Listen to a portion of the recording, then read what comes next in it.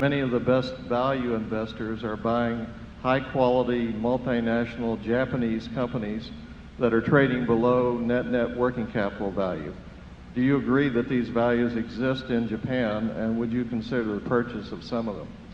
Well, Henry Emerson, who publishes the Outstanding Investors Digest, is here, so I will give a tout on it. I read the Outstanding Investors Digest, OID, and it's a very good publication. And I have read some of the commentary about Japanese securities. We've looked at securities in all major markets, and we certainly looked at them in Japan, particularly in recent years when the Nikkei has so underperformed the S&P here. We're quite a bit less enthused about those stocks as being any kind of obvious bargains than the people that you read about in OID. The returns on equity in most areas of Japanese business, returns on equity are very low, and it's extremely difficult to get rich by being the owner of a business that earns a low return on equity. We always look at what a business does in terms of what it earns on capital. We want to be in good businesses. What we really want to be is in businesses that are going to be good businesses and better businesses 10 years from now.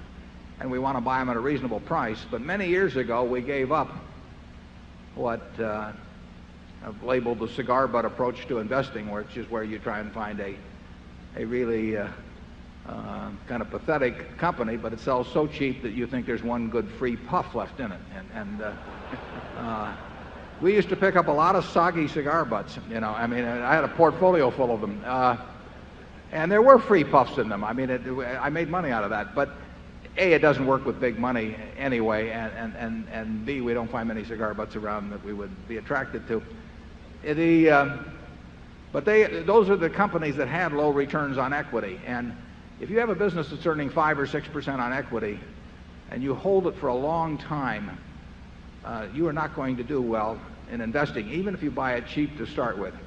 Time is the enemy of the poor business, and it's the friend of the great business. I mean, if you have a business that's earning 20 or 25% on equity, and it does that for a long time, time is your friend.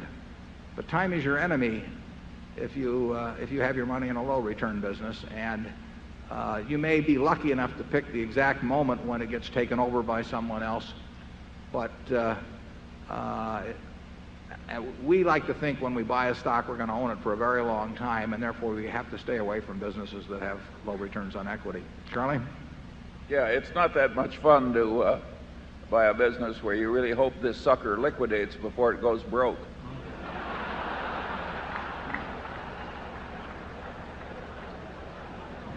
We've been in a few of those too. Right. Yeah, Charlie and I, or at least I've owned stock in an anthracite room that don't know what anthracite is, street railway companies, windmill manufacturers. What other gems have we had, Charlie? Textiles. Yeah, textiles. Don't even think.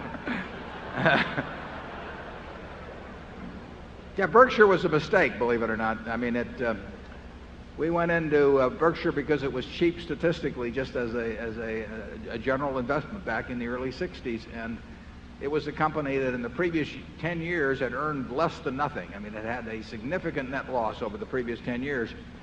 It was selling well below working capital, so it was a cigar butt. And